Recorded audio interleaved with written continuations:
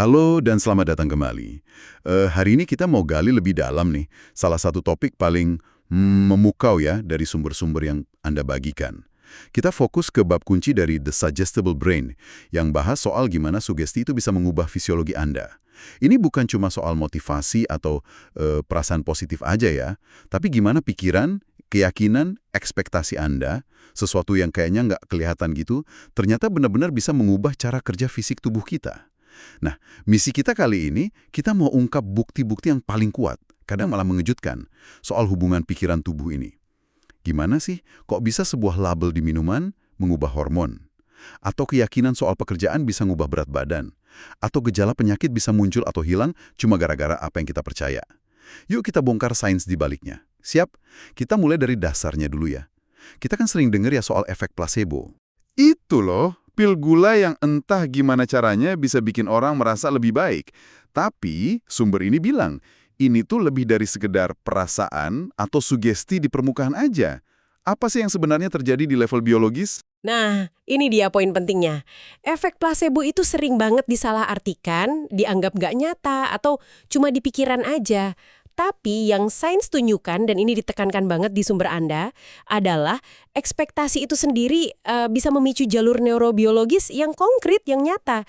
Jadi otak kita berdasarkan keyakinan kita soal hasil tertentu, misalnya nih, pil ini bakal ngilangin nyeri, itu bisa ngelepasin zat kimia alami kayak endorfin. Itu kan pereda nyeri alami tubuh kita. Oh, jadi ada mekanisme kimianya ya di otak? Betul, atau bisa juga mengubah aktivitas di area otak tertentu yang hubungannya sama persepsi nyeri atau gejala lain.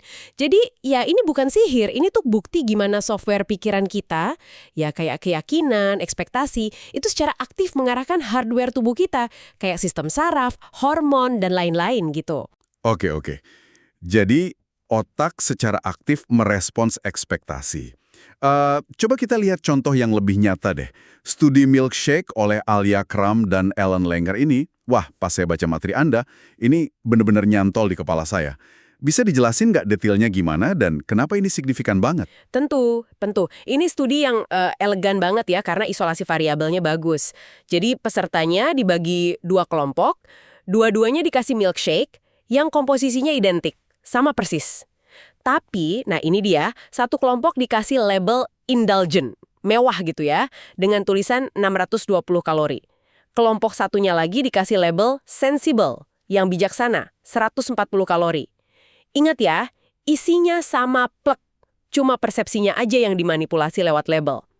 Terus peneliti ngukur kadar grelin peserta.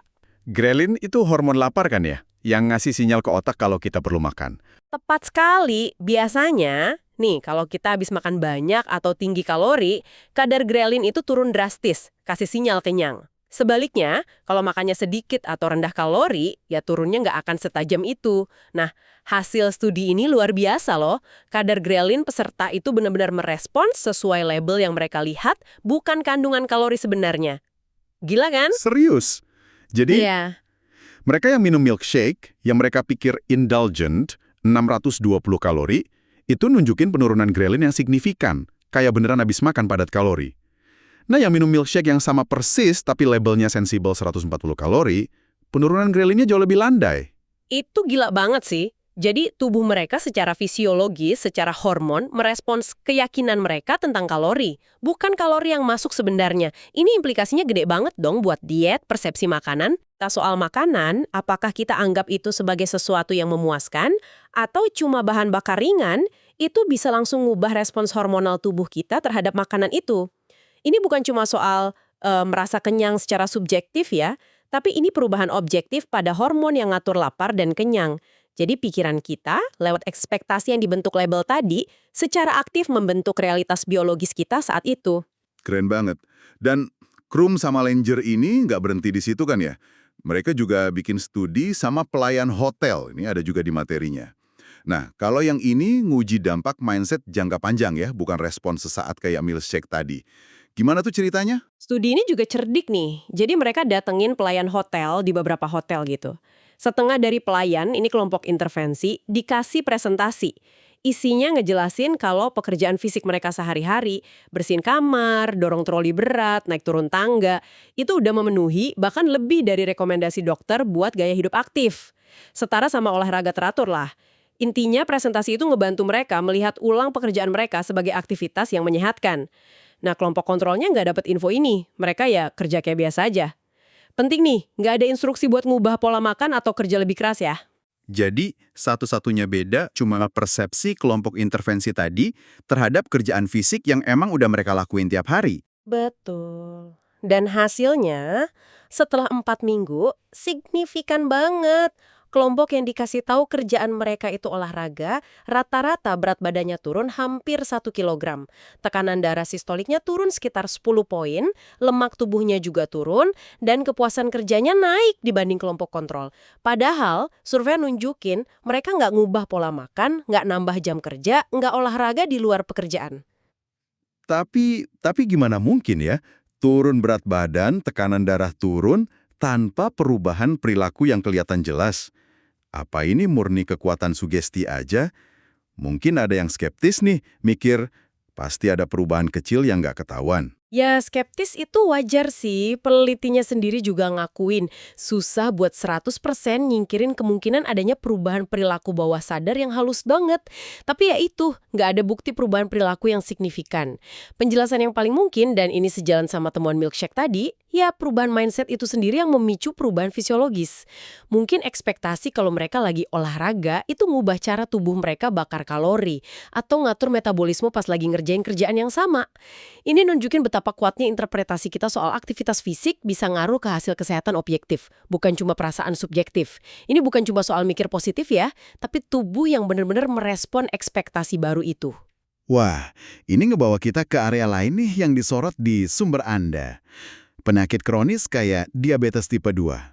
Disebutin kalau persepsi waktu aja bisa ngaruh ke gula darah. Kok bisa gitu ya? Ada penelitian menarik yang nunjukin kalau buat penderita diabetes tipe 2, respons gula darah mereka setelah makan itu lebih nyambung ke persepsi subjektif mereka soal berapa lama waktu udah berlalu sejak makan terakhir daripada waktu objektif yang sebenarnya. Kayak jam internal mereka yang dipengaruhi ekspektasi gitu lah. Misalnya, rasanya baru sebentar deh makan, lawan, wah udah lama baut nih, itu ikut ngatur respons glikemik mereka. Dan ada lagi studi yang mirip sama milkshake, tapi ini ke penderita diabetes. Iya benar, ada studi pakai minuman identik tapi label nutrisinya palsu. Jadi pas penderita diabetes tipe 2 dikasih minuman yang mereka yakini tinggi gula, karena label palsunya bilang gitu, kadar gula darah mereka naik secara signifikan. Seolah-olah mereka beneran minum yang manis-manis. Padahal minumannya sendiri sebenarnya rendah gula atau malah bebas gula. Sebaliknya, pas mereka dikasih minuman yang sama, tapi labelnya bilang rendah gula, respons gula darah mereka lebih terkontrol. Ini benar-benar nunjukin faktor psikologis yang sering banget kelewat ya dalam mengatur diabetes.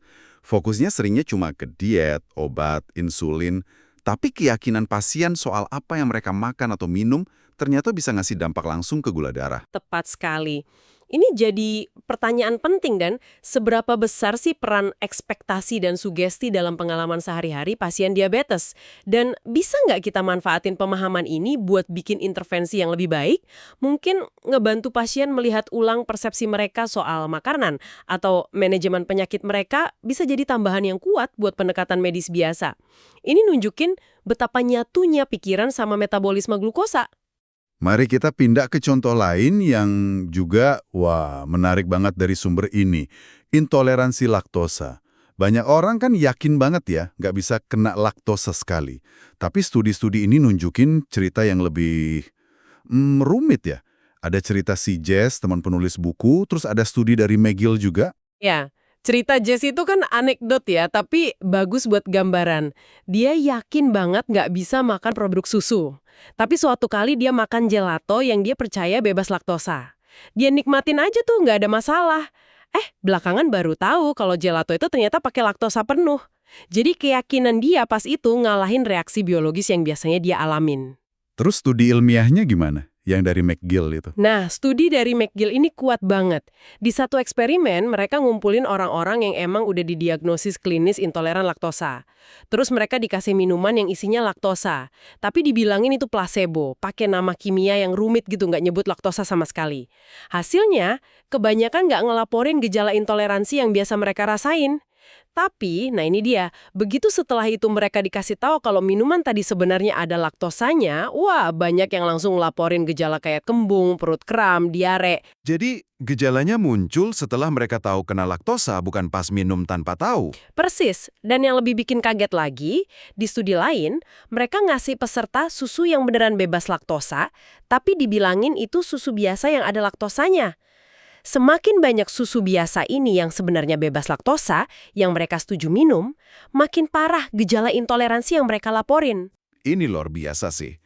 Artinya, dalam kasus ini, keyakinan kalau mereka makan atau minum sesuatu yang bahaya buat mereka itu kayaknya lebih kuat buat micu gejala fisik daripada ada atau enggaknya laktosa itu sendiri. Tepat sekali, ini demonstrasi yang jelas banget gimana sugesti negatif, keyakinan soal bahaya atau nggak cocok, bisa nyiptain respons fisiologis negatif, ya gejala fisik itu, bahkan tanpa ada pemicu biologis sebenarnya. Otak kita berdasarkan ekspektasi, wah ini bakal bikin sakit nih, kayaknya micu rentetan respons di usus yang ngasilin gejala itu. Ini bukan berarti intoleransi laktosa itu nggak nyata ya secara biologis buat banyak orang, tapi ini nunjukin betapa besarnya komponen psikologis bisa memodulasi atau bahkan micu gejala di beberapa kasus. Hal yang mirip juga disinggung soal asma pada anak-anak ya, pakai tes provokasi bronkial yang dimodifikasi itu.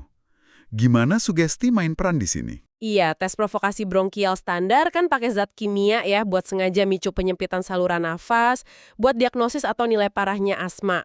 Nah, di studi modifikasi yang dikutip ini, peneliti pakai placebo. Misalnya larutan garam biasa buat 2 dosis pertama sebelum ngasih zat aktif sebenarnya.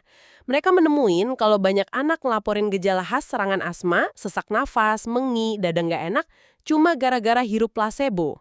Jadi mereka merasa kayak lagi kena serangan asma, padahal nggak ada pemicu kimianya sama sekali. Ya, pengalaman subjektifnya persis kayak serangan asma. Tapi, nah ini penting, pas fungsi paru-paru mereka diukur secara objektif waktu kena dosis placebo ini, ternyata nggak ada penyempitan saluran nafas yang signifikan. Saluran nafas mereka baik-baik aja. Jadi sugesti yang muncul dari suasana tes dan ekspektasi kalau mereka mungkin bakal kena serangan, itu micu sensasi dan persepsi sesak nafas, mungkin juga beberapa perilaku kayak batuk atau cara nafas tertentu, tapi di tahap placebo itu bukan perubahan fisiologis di saluran napasnya sendiri. Ini misahin antara pengalaman subjektif yang dipicu pikiran sama perubahan patofisiologis yang objektif. Wah, ini nunjukin banget ya betapa kuatnya pikiran bisa nyiptain sensasi fisik yang nyata banget. Dan sumber Anda ini bahkan bahas kasus yang lebih ekstrim lagi, kayak pseudociesis atau kehamilan palsu. Ini fenomena yang sulit dipercaya ya. Pseudociesis ini memang salah satu contoh paling dramatis ya soal kekuatan pikiran atas tubuh. Individu, biasanya sih wanita tapi pernah juga dilaporin pada pria, itu ngelembangin hampir semua tanda dan gejala fisik kehamilan. Perutnya membesar secara nyata, haid berhenti, mual pagi hari, payudara membesar dan melunak, kadang malah ada sensasi gerakan janin dan perubahan kadar hormon yang mirip kehamilan. Tapi, nggak ada janin sama sekali. Buku itu nyebut kasus N sebagai contohnya. Gimana itu bisa terjadi secara fisiologis? Maksudnya, gimana pikiran bisa bikin perut membesar atau ngubah hormon segitunya tanpa ada kehamilan beneran? Ini contoh ekstrim dari apa yang kadang disebut gangguan psikosomatis.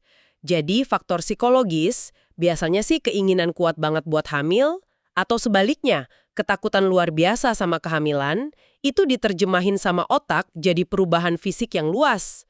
Mekanisme pastinya sih masih kompleks ya, belum sepenuhnya dipahami, tapi diperkirakan ada hubungannya sama disregulasi sumbu hipotalamus, hipofisis adrenal, dan sistem saraf otonom. Otak kita didorong sama kondisi emosional yang intens, kayaknya merintahin sistem endokrin dan organ lain buat berperilaku seolah-olah ada kehamilan. Perut bisa gede karena otot perut rileks, gas numpuk, atau perubahan postur. Perubahan hormonalnya bisa ngaruh ke menstruasi dan payudara. Ini nunjukin betapa dalamnya pikiran bisa ikut campur dalam proses biologis yang paling dasar. Gila ya, dari kehamilan palsu sampai ke sesuatu yang mungkin lebih umum nih. Kutil. Sumber ini nyebut studi lama tahun 1927 oleh Bruno Bloch yang pakai sugesti buat ngilangin kutil. Ini kedengarannya kayak pengobatan dukun ya, tapi ada sainsnya juga. Aha, iya, studi blog itu klasik dan sering dikutip. Dia itu intinya pakai placebo murni. Dia bilang ke pasien anak-anak kalau dia punya mesin pembunuh kutil yang canggih banget. Padahal mesinnya cuma kotak yang bunyi mendengung gitu. Dia bakal arahin mesin itu ke kutil, terus ngecat kutilnya pakai cat biru metilen, yang sebenarnya nggak ada efek antivirusnya sama sekali. Dia yakinin pasien kalau kutilnya bakal hilang. Terus hasilnya gimana? Berhasil? Tingkat keberhasilannya cukup mencengangkan loh buat ukuran placebo. Lebih dari separuh pasien, sekitar 53%, itu kutilnya sembuh total atau berkurang banyak dalam sebulan. Beberapa studi placebo lain buat kutil juga menunjukin tingkat sukses yang lebih tinggi dari yang diharapkan secara kebetulan. Gimana caranya sugesti bisa ngilangin kutil yang kan disebabin virus? Apa ini artinya pikiran bisa ngaruh ke sistem imun kita? Nah itu dia implikasi yang paling menarik dan ini didukung sama penelitian yang lebih modern. Sekarang kita tahu ada hubungan dua arah yang kompleks antara otak dan sistem imun, sering disebut psikoneuroimunologi. Stres, suasana hati, keyakinan, ekspektasi, itu semua bisa ngaruh ke fungsi sel-sel imun lewat jalur saraf dan hormonal. Kalau kasus kutil mungkin sugesti kuat soal penyembuhan, dari mesin ajaib blok tadi, itu entah gimana caranya ngemodulasi respons imun lokal terhadap virus HPV penyebab kutil. Jadi tubuh lebih efektif ngelawannya. Ini buka kemungkinan kalau sugesti dan intervensi psikologis lain bisa punya peran di kondisi yang ngelibatin sistem imun. Mungkin kayak sindrom iritasi usus besar, IBS yang juga disebutin, atau bahkan kecepatan penyembuhan luka. Oke, jadi setelah kita lihat semua contoh ini ya, dari respon hormon ghrelin ke label milkshake, perbaikan kesehatan pelayan hotel cuma gara-gara ubah mindset, kontrol gula darah yang dipengaruhi persepsi di penderita diabetes, munculnya gejala intoleransi laktosa tanpa laktosa, sensasi serangan asma dari placebo, kehamilan palsu yang dramatis, sampai hilangnya kutil karena mesin palsu, apa sih benang merahnya? Apa kesimpulan inti yang bisa kita tarik dari bab ini di The Suggestible Brain? Keyakinan dan ekspektasi ke tubuh itu bukan fenomena pinggiran, aneh atau cuma perasaan subjektif doang. Ini adalah mekanisme biologis yang fundamental dan bisa diukur. Otak kita itu terus-menerus bikin prediksi soal dunia dan tubuh kita sendiri. Nah, keyakinan dan sugesti itu ngebentuk prediksi ini. Dan tubuh kita secara fisiologis itu siap-siap buat ngadepin realitas yang diprediksi itu. Ini proses top-down artinya perintahnya datang dari atas, dari pikiran, korteks serebral, terus ngalir ke bawah buat ngubah fungsi organ, hormon, sistem imun, dan persepsi sensori di seluruh tubuh. Dan ini terjadi ke kita semua setiap saat, di tingkat yang beda-beda, seringnya tanpa kita sadari. Ini benar-benar ngubah cara pandang kita soal kesehatan dan penyakit ya. Jadi bukan cuma soal biologi murni, tapi ada interaksi terus-menerus sama psikologi kita. Jadi, apa artinya semua ini buat kita, para pendengar? Apa yang bisa kita bawa pulang nih dari penjelajahan kita kali ini? Implikasinya luas banget sih. Pertama, ini ngasih kita pemahaman yang lebih dalam soal kekuatan pikiran kita sendiri. Keyakinan dan ekspektasi kita itu bukan pemikiran pasif. Mereka itu agen aktif yang ngebentuk pengalaman fisik kita. Kedua, ini buka potensi baru dalam pendekatan kesehatan. Merhatiin mindset pasien, ngelola ekspektasi, bahkan mungkin pakai sugesti secara etis, bisa jadi pelengkap penting buat pengobatan konvensional. Ketiga, ini mungkin bisa bantu kita ngerti beberapa pengalaman tubuh kita sendiri dengan lebih baik. Kenapa kadang kita ngerasa sakit, padahal harusnya enggak. Atau sebaliknya gitu. Bener banget.